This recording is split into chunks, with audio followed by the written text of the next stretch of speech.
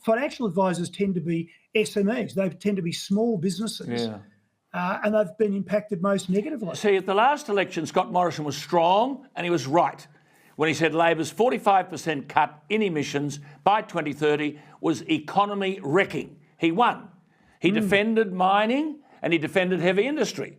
In fact, Scott Morrison won the election because of the government's strong defence of the mining sector in regional Queensland and WA, assisted by the Nationals attacking the Greens' anti-Adani campaign. Now, the Labor Party were quick to wake up to what cost them the election, and the Queensland Labor government gave all of the Adani mine approvals. Now, in every election up until now, the coalition have put jobs ahead of emission reductions. What's happened?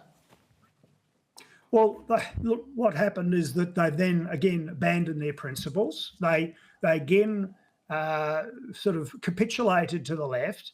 And here's the problem, Alan. They can never win. The coalition can never win a competition to outgreen the Greens, for sure, and they can certainly never outgreen the Labor Party. No. And this is a big mistake. You know, the man who brought a lump of coal into Parliament then signed up to net zero instead of having the moral courage to actually make the argument that still must be made. And I will, if I get to the Senate, Alan, I will always stand up for our industries that export resources and particularly fossil fuels. Economies around the world, particularly developing economies, need coal. They need gas. Definitely. And they will continue to buy it from someone. Yep. And if we shut these industries down, which is clearly coming like a freight train, whether it be with the Labor Party or the coalition, we are doing ourselves a great disservice. We are costing jobs in the Hunter and in central Queensland. I call it a national economic suicide note, and it is. You see, what do we learn from history? Now, Abbott's famous opposition to a carbon tax won him landslide victories. But now the coalition of rubber-stamped Labor's policy are in all sorts of trouble. Doesn't anyone understand why?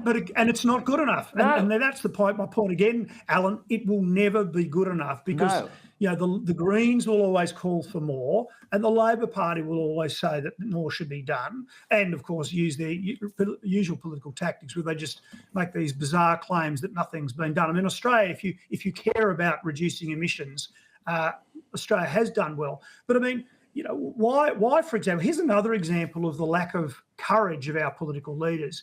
If you believe in reducing emissions, then you must be absolutely prepared to back nuclear power. The Lib Dems are backing a repeal of the ban on nuclear energy in this country.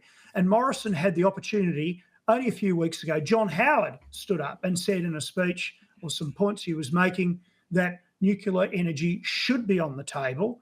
And Morrison shut that down, as did Albanese, you know, within a heartbeat almost. You know, I mean, that's that's cowardice, mate. You've got these people opposing Frydenberg or in Sydney opposing Sharma, this woman Stegel in Warringah, and they keep calling them progressives. Campbell, they are regressive with the potential to send Australia economically backwards.